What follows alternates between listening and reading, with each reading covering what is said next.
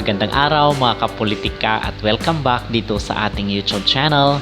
Sa vlog na ito ay magbibigay po tayo ng reaksyon at ating personal na opinion at pananaw dito sa naging national costume ng ating pambato na si CJ Opiasa sa nagaganap pa rin na Miss Grand International 2024 sa Thailand.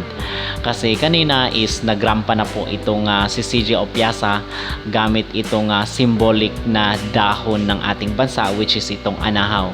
So ano ba yung ating masasabi dito sa kanyang naging performance?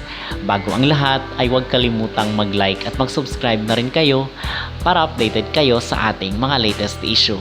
So nakita po natin yung pagrampa ni CJ Opiasa, itong ating pambato dito pa rin sa Miss Grand International.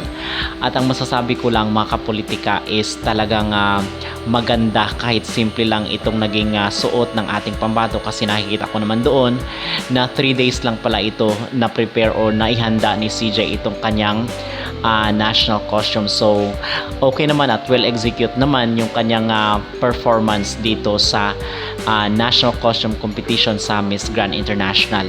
So kahit pa man maraming mga magagandang national costume dito na nairampa sa competition kanina mga kapolitika, is hindi naman din ito ang maging basis dito sa top 5 at sa top 10. Siguro mayroong award for national costume, but ang importante kasi dito is yung top 5 at top 10 na placement.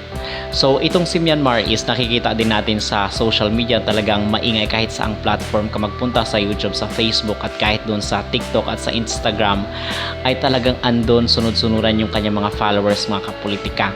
So sa tingin ko dito, ang aking opinion at nakikita dito sa ginagawa ng Miss Grand sa kanya ay ginagamit siya for popularity.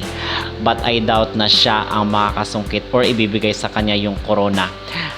Hindi ko nakikita na si Miss Myanmar ang mag-uwi ng corona dito sa Miss Grand International 2024. Kayo ba mga kapolitika, ano ang inyong masasabi dito sa sobrang overhype talaga ngayon kay Miss Myanmar?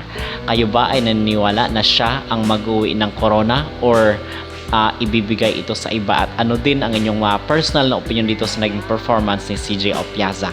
Mag-comment down below at huwag kalimutang mag-like at mag-subscribe na rin kayo para updated kayo sa ating mga latest issue.